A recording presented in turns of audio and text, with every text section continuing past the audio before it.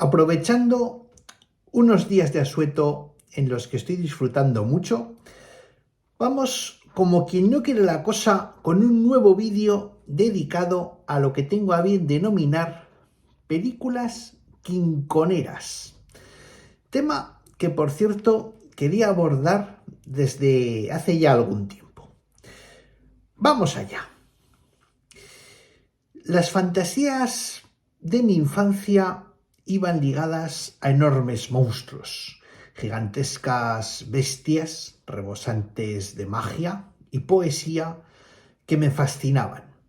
Quizás el origen de esta peculiaridad radique en poder disfrutar a muy temprana edad de dos obras maestras del cine de criaturas gigantes.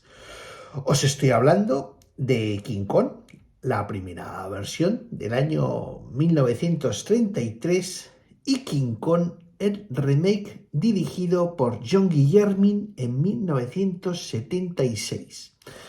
Una vez más, en este canal nos estamos yendo a unos años 70, a una época en la que Internet no existía y cuando el cine había que verlo en cine. No recuerdo muy bien el orden en el que de niño vi estas dos películas, pero sí que sé que el estreno de la versión de John Guillermin en el 76 conllevó el estreno del gran clásico de Ernest Schweitzer y Merian Cooper, y si no me falla la memoria, la versión en color con efectos especiales de Carlo Rambaldi, en la que King Kong escala las Torres Gemelas. La vi en el Cinemola, y el reestreno de la versión en blanco y negro con efectos especiales de Willis O'Brien, en la que King Kong escala el Empire State, la vi en el cine COS. Ambos cines, por supuesto, hoy en día ya no existen. Si el poder del cine jugó un papel imprescindible en mi afición por lo fantástico, no menos importancia tuvo el ámbito de lo libresco. Me acuerdo perfectamente de unas fabulosas ilustraciones que adornaban una edición de Las Mil y Una Noches que mi padre aún conserva en su casa, y me acuerdo de que en una de esas páginas Sinbad y sus intrépidos marinos luchaban contra un horrendo cíclope, un monstruo de proporciones descomunales. Y en relación a King Kong, también me acuerdo de una colección de fascículos que se titulaba Curiosidades del Reino Alemán, en las que había unas páginas dedicadas al mundo de los simios.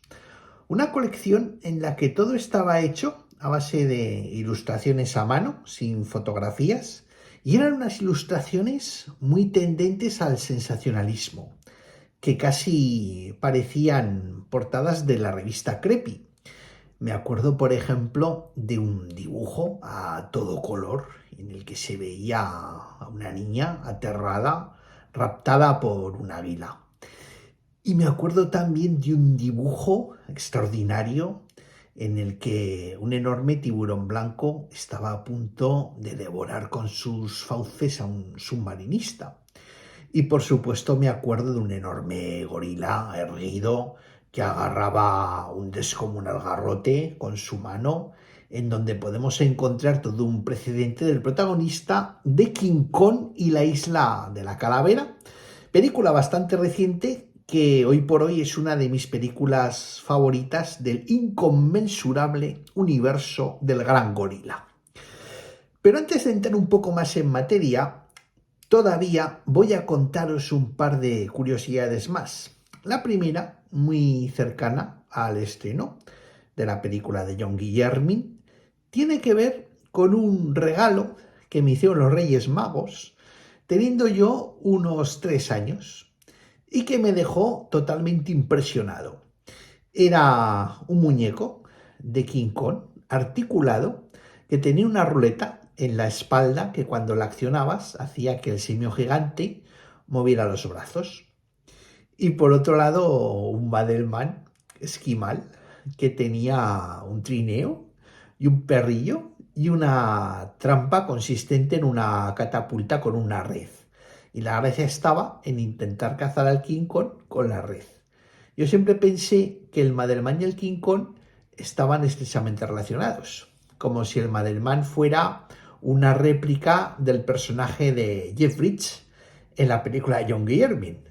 Pero tiempo después me enteré de que aquello no tenía nada que ver.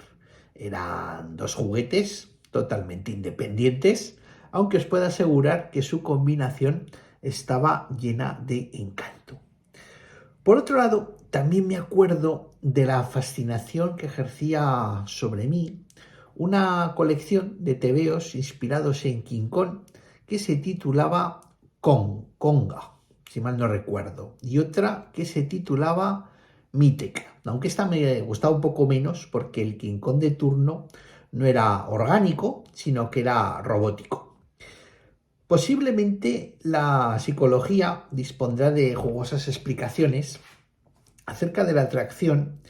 que mi imaginación de niño y el ser humano ha sentido por bestias enormes y peligrosas. Pensad en los dragones, en los gigantes, en monstruos de diversa especie y condición que aparecen en numerosas manifestaciones artísticas prácticamente desde los orígenes de la representación. La fantasía siempre se ha dejado seducir por la belleza de lo descomunal, la larga estirpe de legendarios héroes que la literatura ha alumbrado siempre ha tenido que enfrentarse a la bestia colosal. Desde el poema de Gilgamesh hasta las recientes correrías de Harry Potter, el terrible monstruo que nos supera en tamaño ha supuesto un peligro tan recurrente como atractivo. De hecho, la aparición de estos fenómenos de la naturaleza es lo que al fin y al cabo más nos seduce al disfrutar de estas historias, ya sea en papel o ya sea en celuloide. De King Kong, la versión del año 33, obviamente se ha escrito mucho y se ha hablado. Y si tenéis curiosidad en ampliar vuestros saberes acerca de este clásico incontestable del cine, os recomendaría el reciente ensayo escrito por Jesús Palacios y publicado por Notorious. Yo voy a intentar dar en este vídeo una visión personal basándome en materiales diversos para intentar despertar sobre todo a los más jóvenes la curiosidad por el universo del gorila más célebre de la historia del cine. Así las cosas, en primer lugar, vamos a hablar de algunos autores que de alguna manera creo que forman parte, en mayor o en menor medida, de la génesis de este personaje. Sin duda, la idea de un lugar remoto, de un lugar perdido en algún sitio de la Tierra, es la premisa argumental de la que Arthur Conan Doyle va a servirse en la novela más célebre de la saga de aventuras literarias protagonizadas por el profesor Challenger, El mundo perdido. La obsesión de este personaje, del profesor Challenger, por descubrir tan insólito lugar, se antoja similar a la obsesión del cineasta protagonista de King Kong, por dejar constancia de las maravillas que encierra la isla de la Calavera. Tanto El mundo perdido como la isla de la Calavera son los últimos reductos de un pasado en el que los colosos dominaban nuestro mundo. Sin duda, todo un precedente de la actualización que a posteriori llevará a cabo Michael Crichton, tanto en Parque Jurásico como en El mundo perdido, novela titulada, yo creo que con toda intención, tal que el clásico de Conan Doyle. No en vano, si Steven Spielberg, gracias a los asombrosos efectos especiales, sirvió en la década de los 90 una de las películas más memorables de su filmografía, adaptación de, como os digo, la novela de Michael Crichton, fue Willis O'Brien quien hizo posible en 1925 la adaptación de la novela de Arthur Conan Doyle. Y fue curiosamente Willis O'Brien el responsable también de los trucajes de la primera película de King Kong 8 años después. Pero no haríamos justicia si no habláramos de Julio Verne, quien en algunos de sus textos, como La isla misteriosa, 20.000 leguas de viaje submarino o Viaje al centro de la Tierra, también juega con la idea de continentes perdidos, de civilizaciones que mantienen sus secretos lejos de nuestro mundo y, por supuesto, de la pervivencia de monstruos de un pasado remoto que subsisten debajo de nuestras ciudades. Una vez más, las ideas de las propuestas más actuales del cine fantástico hunden, como veis, sus raíces en conceptos de siglos pasados. Tanto la serie Monarch, de la que podemos disfrutar ahora en Apple TV, como las recientes películas de King Kong y Godzilla, donde se mezclan ambos universos, juegan con la idea de la Tierra hueca, que está presente en Viaje al centro de la Tierra de Julio Verne, una de las novelas más logradas del autor de Un capitán de 15 años y de la que curiosamente nuestro Juan Piquer Simón hizo una versión de 1977 donde incluyó un gorila gigante que, por cierto, no aparece en la novela original de Julio Verne. Y es que la literatura tiene una tremenda importancia para la configuración del universo King Kong, así como para su expansión. En la génesis de la obra maestra de Ernest Schweitzer y Merian Cooper, nos encontramos con el nombre de uno de los grandes autores de la literatura pulp, Edgar Wallace. Pero, al parecer, Edgar Wallace no es el autor de la novelización de King Kong, sino que escribió un primer guión de la película basándose en la dicha novelización, que es obra de Delos Lovelace, que fue publicada por vez primera por entregas en Mystery Magazine y que en nuestro país esta novela fue publicada y hoy es todo un objeto de culto en la colección Mis terrores favoritos que creo que publicaba Bruguera.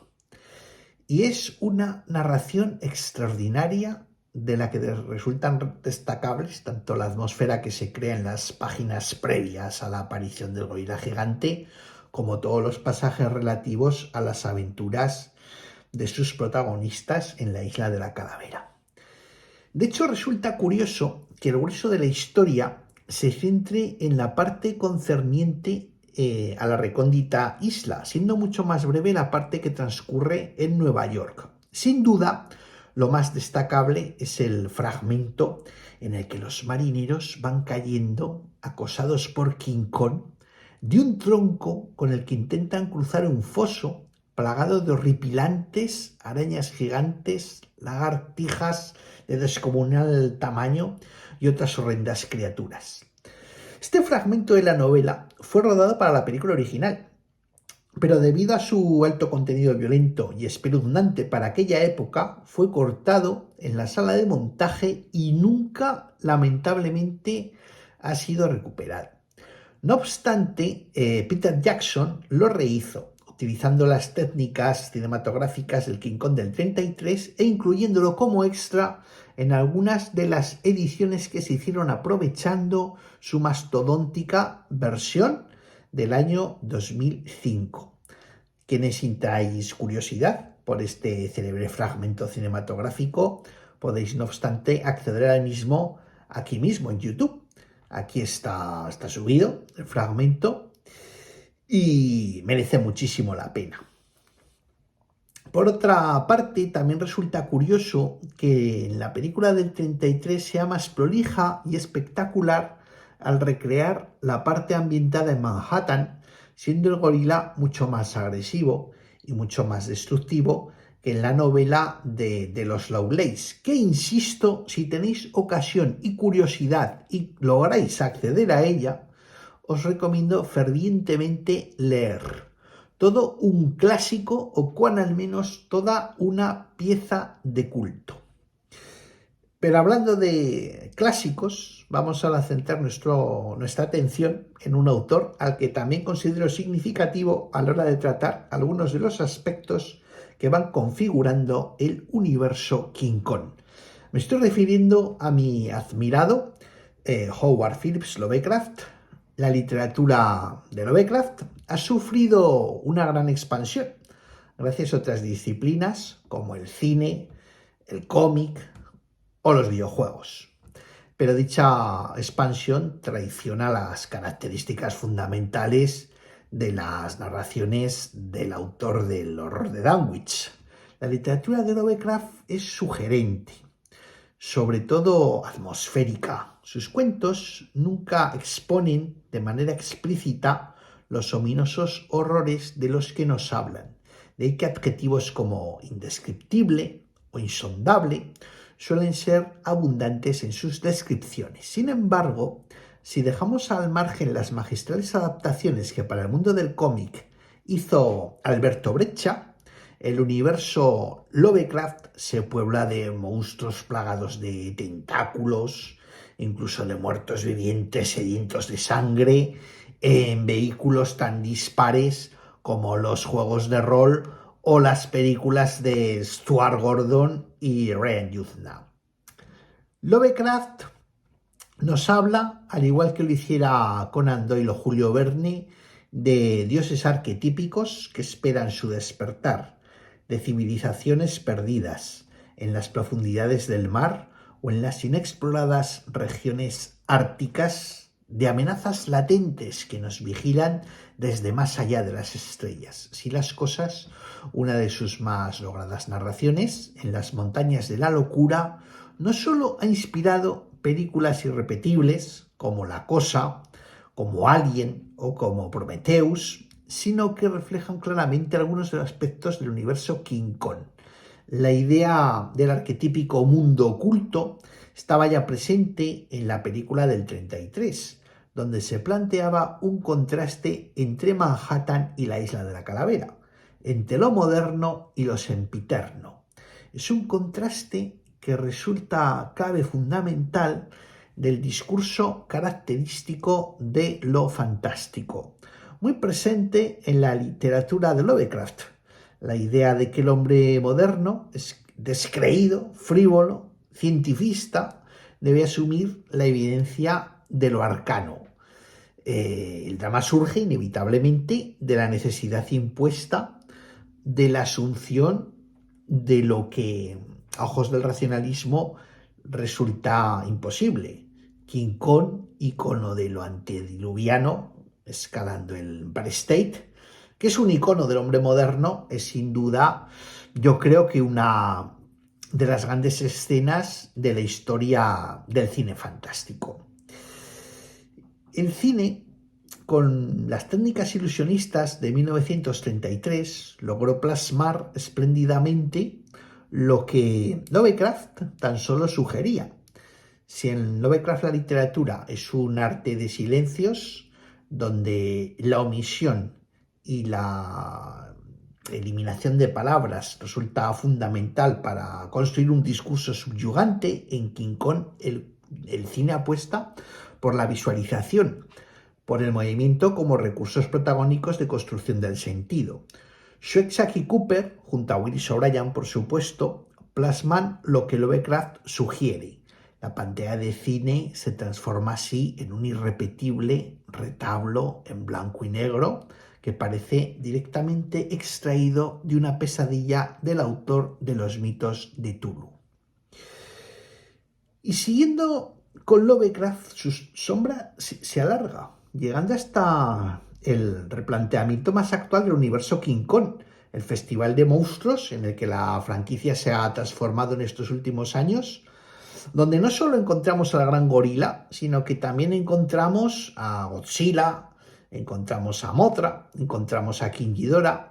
y esto remite claramente a los textos del maestro de Providence, esa idea de esos enormes titanes dormidos, la pervivencia de cultos recónditos, está presente en la literatura de este autor que escribió Dagon, El color que surgió del espacio o La sombra sobre Innsmouth. En otro orden de cosas, si antes os hablaba de la novela de los Lovelace, ahora voy a sacar a colación una curiosa narración que yo creo que todo buen aficionado a este fantástico universo debería también conocer. Me estoy refiriendo a King Kong, Rey de la Isla de la Calavera, una interesantísima novela de aventuras que explica lo que ocurrió antes y después de los hechos a los que presta atención la película de 1933. Uno de los protagonistas de la trama de esta novela es el hijo de Carl Denham, quien siguiendo los pasos de su padre llega hasta la mítica isla, donde descubrirá una asombrosa historia relacionada con los aborígenes de la misma, que de nuevo remite a la idea de las civilizaciones perdidas presente en los textos de Lovecraft. Pero, y esto es importante, si leéis la novela, que tiene también mucho de Conan Doyle, pero sobre todo mucho de Julio Verne, os daréis cuenta de que en la misma comienza a configurarse el universo cinematográfico del King Kong actual.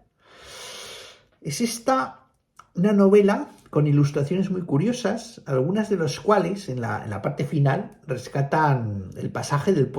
foso de las arañas, del que os he hablado antes. Es obra de varios autores, aunque habitualmente se le atribuye a Joe DeVito, que se publicó a raíz del estreno de otra de las obras cumbres del cine quinconero, que es la versión de Peter Jackson del 2005. No sé si lo sabéis, pero este era uno de los proyectos más queridos del director de Brain Dead, y de hecho se embarcó en la adaptación del Señor de los Anillos para posteriormente lograr la financiación necesaria para, desde mi punto de vista, su magistral versión de King Kong. Asombroso espectáculo a la altura de lo que en su momento supusieron tanto el King Kong del 33 como el no menos excelente remake de John Guillermin en 1976.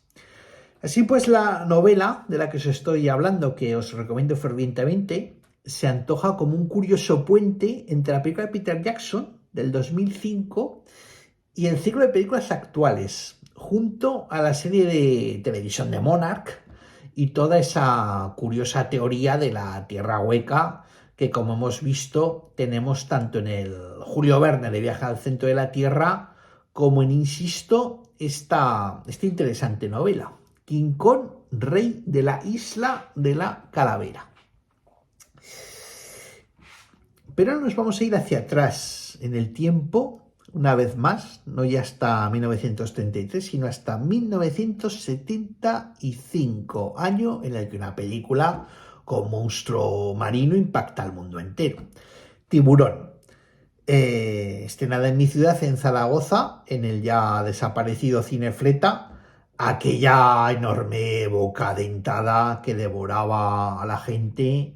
me llegó a impresionar tanto como lo haría un año más tarde el King Kong de John Guillermin, para mí otra de las obras maestras pertenecientes al maravilloso universo del simio gigante. El King Kong de 1976 es una película que revisito cada poco tiempo y que ha envejecido muy bien. Y tenéis que pensar que yo era muy niño, unos 3 o 4 años, cuando la vi por vez primera, pero aquella aparición del gran mono entre los árboles en plena noche, a todo color, golpeándose el pecho frente a una Jessica Lange aterrada, me enseñó para siempre lo que era el cine, es la fantasía hecha realidad. El cine ofrecía todo aquello que nos negaba nuestro entorno inmediato. El cine era el mundo en el que vivían esas bestias gigantes, esos monstruos imposibles que tanto me gustaban y que, como os he comentado al principio de este vídeo, ya había yo vislumbrado en las ilustraciones de algunos libros, pero en la pantalla se movían, rugían, en la pantalla existían. Cuando íbamos al cine, yo me ponía la mar de contento, porque era casi seguro que algo extraño iba a aparecer en la película que fuéramos a ver. Daba igual la trama, daba igual el argumento. La cuestión era estar muy atento, porque de un momento a otro seguro que lo imposible cobraría vida.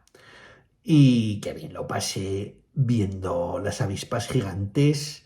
o La gallina descomunal y las ratas enormes de ese pequeño clásico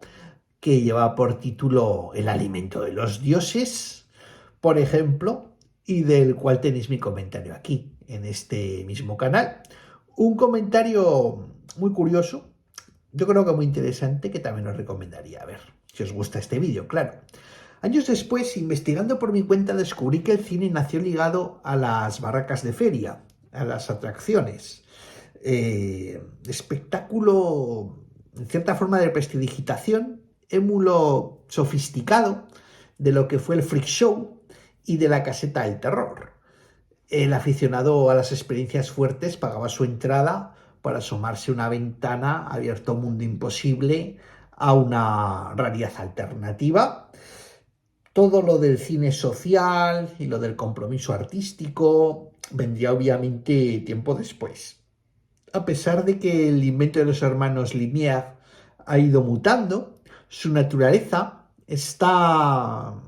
siempre ligada, ha estado siempre ligada a lo mágico, a lo fascinante, al artificio maravilloso,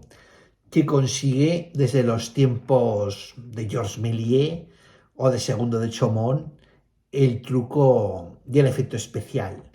Sin duda, el King Kong de 1933 es en ese sentido un hito,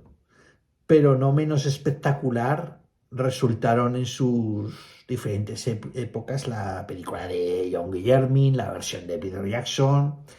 y la reciente, yo diría que más que versión, revisión, película de Jordan Vogt Roberts. A estas alturas del vídeo yo creo que ya os habrá quedado bastante claro que para mí King Kong no es simplemente, y ahí creo que radica uno de sus encantos, un clásico en blanco y negro, sino que es un personaje popular, al alcance de todos, con el que se puede jugar y que a estas alturas se ha colado de rondón en numerosas películas, teniendo una importante filmografía a la que me gusta llamar, y de ahí el título de este vídeo, las películas quinconeras. De hecho, la expansión de este universo arranca ya poco después del estreno de la primera aventura del gorila gigante, en una deliciosa continuación directa a la que sin duda rinde tributo la muy reciente Godzilla por Kong, el nuevo imperio. Me estoy refiriendo al hijo de King Kong. En aquella isla remota había quedado un vástago de lo más simpático y que casualmente resultaba tan albino como nuestro ya difunto Copito de Nieve. En efecto, el hijo de King Kong tenía el pelo blanco y hacía unas carantoñas en stop motion que a día de hoy siguen siendo dignas de ver, y si no me creéis, no dudéis en haceros con una copia de este pequeño clásico. A mí es una película que me encanta, que sin duda anuncia la cantidad de cine de explotación que va a llevarse a cabo a raíz del éxito de la primera película del 33. Si Freddy Murnau canibalizó el Drácula de Bram Stoker, titulando Nosferatu a su versión del célebre vampiro, King Kong también cambiará su nombre por Big Joe, en todo un clásico, en 1949, con John Ford de por medio en labores de producción, que en nuestro país conoceríamos como El Gran Gorila, que con posterioridad conocería un estupendo remake protagonizado por Charlize Theron y Bill Paxton. Ambas versiones se titulan Mi gran amigo Joe, en su versión original, y es una película deudora del King Kong del 33, puesto que algunos de los nombres importantes hicieron posible esta nueva fantasía simiesca estaban ya presentes en el título anterior del 33.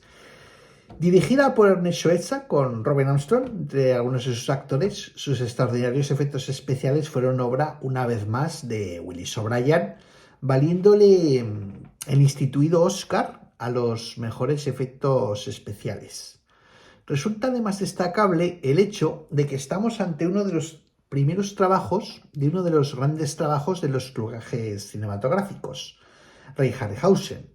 creador de escenas míticas en stop motion para películas maravillosas como Sinbad y la princesa, Sinbad y el ojo del tigre, o las no menos extraordinarias Jason y los argonautas, o quizás mi preferida, Furia de Titanes.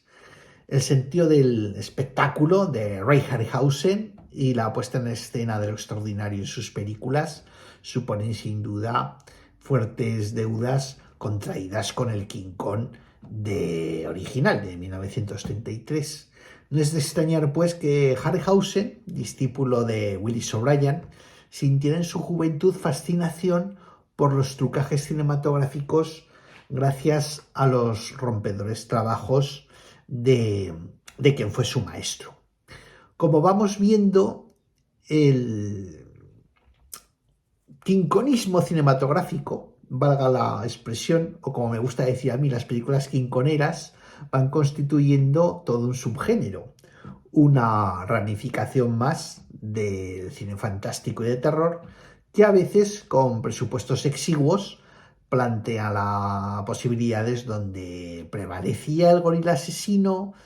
pero desaparecía la idea del gorila gigante. Sin duda, en la literatura encontramos un precedente del que no hemos hablado todavía y que seguro algunos de vosotros echaréis en falta. Me estoy refiriendo a Edgar Allan Poe y su célebre Crimen en la calle de la morgue, una obra maestra del relato detectivesco concebido como problema casi irresoluble. En esta ocasión, Augusto Dupin, sagaz investigador que constituye todo un precedente de Sherlock Holmes y sus secuaces, deberá investigar un doble asesinato en habitación cerrada, que es todo un clásico del género este planteamiento. Y como no podía ser de otra manera, ha sido perpetrado el crimen por un terrible simio. Este gran clásico de la historia de la literatura conocería, como otros muchos de los relatos de Edgar Allan Poe, un buen puñado de adaptaciones cinematográficas, versiones y, por supuesto, perversiones que quizás lleguen a películas tan interesantes como, por ejemplo, Link, una algo olvidada película de Richard Franklin y, sobre todo, Atracción Diabólica, estupenda película de George Romero que sin duda merece la pena ser revisitada. Entre sus precedentes podemos citar títulos como El gorila blanco, una entretenida película de bajo presupuesto de 1945, de apenas 80 minutos de duración, cuyo pelaje nos recuerda tanto al albino y entrañable hijo de King Kong como a nuestro inolvidable Copito de Nieve. Pero el mono gigante tenía que reaparecer. Al fin y al cabo, King Kong era toda una estrella del cine, tan popular como Humphrey Bogart, como Greta Garbo, Clark Gable o Bette Davis. Así las cosas, no podemos pasar por alto el uso que de su icónica figura hicieron otras cinematografías, como por ejemplo la japonesa. Si el Godzilla de Ishiro Honda está considerada la respuesta oriental al King Kong hecho en Hollywood, el Kaiju Eiga, las películas de bestias poderosas rodadas en Japón, acabarían apropiándose del más célebre de los simios gigantes. En este sentido, el buen conocedor de las películas quinconeras no debe perderse piezas de culto de la talla de King Kong se escapa, una joya, también dirigida por Ishiro Honda, en la que el bueno de King Kong debe enfrentarse a una réplica mecánica ingeniada por un perverso científico que, como no podía ser de otra manera, planeaba dominar el mundo. Los efectos especiales de este tipo de películas se alejan de las técnicas del stop motion, pero sus resultados, como constatan títulos del calibre de La batalla de los simios gigantes, basados en el uso de enormes maquetas y de actores enfundados en trajes, tienen un encanto singular. En la era de los efectos especiales generados por ordenador, donde las texturas digitales dilapidan las imperfecciones de lo artesanal, Este tipo de películas provocan al espectador el disfrute de lo que está hecho con un cariño desmedido. Sus premisas argumentales, propias de un tebeo, articulan una serie de escenas inolvidables cuyo sentido de lo extraordinario evoca la magia de los juguetes antiguos. Son, en el mejor de los sentidos, propuestas artísticas de carácter popular que hay que contemplar con los ojos crédulos de un niño. En este sentido, tendríamos que disfrutar de propuestas muy anteriores a la saga en la que King Kong ya entraba a formar parte del entorno de las criaturas de Godzilla. Tenemos una primera versión, por ejemplo, de King Kong contra Godzilla de 1962, también dirigida por Ishiro Honda, mucho antes de que los efectos digitales rescataran la idea del Godzilla contra King Kong de 2021. O volver a juntarlos en la muy reciente y tremendamente interesante King Kong y Godzilla, el nuevo imperio. Por este repaso que estamos haciendo, todavía nos quedan algunos títulos que nombrar. Por un lado, podemos volver a encontrarnos a otro enorme simio albino, lo que no deja de ser una curiosa constante en Rampage, adaptación de un célebre videojuego que bebía claramente de los Kaiju Eiga antes mencionados. Luego, en el terreno de la animación, King Kong también va a imprimir su enorme huella en series como Kong, la serie animada, o como Kong, el rey de los monos, o incluso podemos disfrutar de algunos largometrajes como King Kong, el rey de las bestias, o Kong, rey de la Atlántida. Además tenemos algunos títulos verdaderamente jugosos en el terreno del cine de explotación, como por ejemplo The Mighty Gorga, donde un empresario viaja a las profundidades de la selva para capturar a un simio gigante que logre salvar a su circo de la bancarrota, o la delirante Jungla 2000, que es una producción italiana de 1968-69, en la que un científico loco desarrolla un dispositivo para controlar los pensamientos de unos monstruosos gorilas. Además, el buen aficionado a las películas quinconeras debe conocer los nada desestimables intentos de Dino De Laurentiis y John Guillermin por continuar su remake de 1976 en King Kong Lives, ya en 1987, que en España se estrenó como King Kong 2, y en donde asistíamos a la reanimación a través de unos sofisticados métodos quirúrgicos del rey de la Isla de la Calavera. Esta película, que también contaba con efectos especiales de Carlo Rambaldi, funcionaba como alegato ecológico muy del gusto de aquella época y hoy por hoy es una más que disfrutable pieza de culto. Curiosamente guarda ciertas connotaciones con la continuación original de 1933, donde, como ya os he explicado, descubríamos que el bueno de Kong tenía familia, o cuán al menos un simpático hijo albino. Si conseguís haceros con una copia, os invito también a que disfrutéis de una de las grandes joyas del cine de explotación quinconero,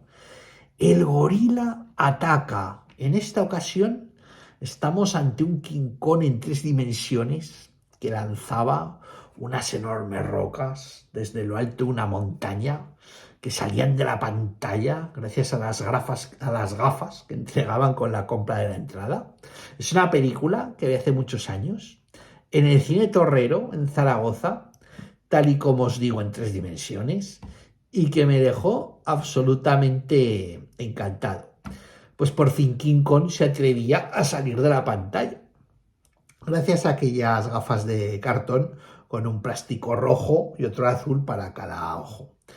Además, entre otras lindezas, aquel King Kong luchaba con un tiburón, en lo que sin duda era un intento por parte de esta curiosa producción coreana de 1976 o 77 para unar dos de los grandes éxitos de la época, El tiburón de Spielberg y el King Kong de John Guillermin. El gran El gorila ataca. El gorila ataca. Esto sí que es ver para creer. Y cómo olvidarnos de Queen Kong y de Yeti, el abominable hombre de las nieves. Queen Kong es una obra de culto que yo conocí casualmente en un pasado festival de Sitges, gracias al puesto de venta de películas del 79, que es una tienda especializada, cita en Barcelona, en la calle Tallers, de la cual he hablado aquí en alguna ocasión en este canal. Y el caso es que tiene una colección muy interesante de películas que no sé si se llama VHS o V79, que homenajea a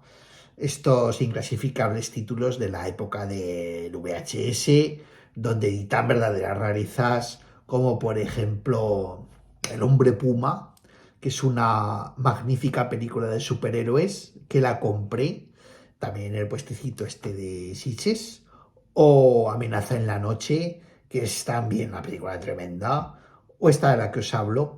Queen Kong. La verdad es que no pude resistirme tanto por la carátula de la película como sobre todo la gracia que tiene su título. Evidentemente estamos ante un exploit en el que el rey gorila es sustituido por una reina gorila. Una película simpática de presupuesto modesto, efectos especiales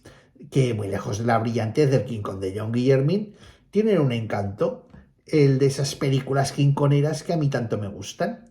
Por otro lado tenemos Yeti, el abominable hombre de las nieves, que es una producción italiana dirigida por Gianfranco Parolini en 1977 y que de nuevo aprovecha el éxito del King Kong del John Guillermin de un año antes. Inteligentemente cambiaba la figura del mono gigante por la figura del mítico Yeti. Es otra obra de culto a la que le tengo un cariño muy especial porque es una de esas películas que vi de niño en el también desaparecido Cine Norte, que me dejaron tremendamente impactado. Vista hoy sigue teniendo el encanto de todo este tipo de películas que pertenecen a una época que no volverá y que sin duda pues merece un capítulo especial, quizás todavía no escrito, en la historia del cine. Es sin duda una película hecha con mucho oficio, con efectos especiales resultones y sobre todo muy entretenida. Pero posiblemente la aparición de King Kong que más me gusta es la que tiene lugar en la película que he mencionado hace ya un rato y que por otra parte poco tiene que ver con King Kong. Y me estoy refiriendo al Viaje al centro de la Tierra de Juan Picar Simón, cual no fue mi sorpresa cuando en el mítico Cine Fleta de Zaragoza de repente el beso de los dos protagonistas era interrumpido por un tremendo rugido que venía nada más y nada menos que de parte del rey gorila. Antológica escena, antológica película que todo cinéfilo aficionado al cine de culto y a las películas king-koneras, por supuesto, debería contemplar. Seguro que me he dejado muchas películas en el tintero, muchos interesantes títulos que repasar, puesto que este tipo de películas pues abundan por doquier y en líneas generales son maravillosas, como lo es el propio cine, capaces de abrirnos nuevos horizontes, grandes clásicos como el King Kong del 33, el King Kong del 76 de John Guillermin, el King Kong del 2005 de Peter Jackson, junto a una caterva de títulos de culto con los que os lo vais a pasar pipa, a los que, como os digo, pues hay que acercarse con la mirada limpia y la imaginación sin viciar, con los ojos inmaculados de ese niño que todos llevamos dentro. Y bueno, pues espero que hayáis disfrutado con este vídeo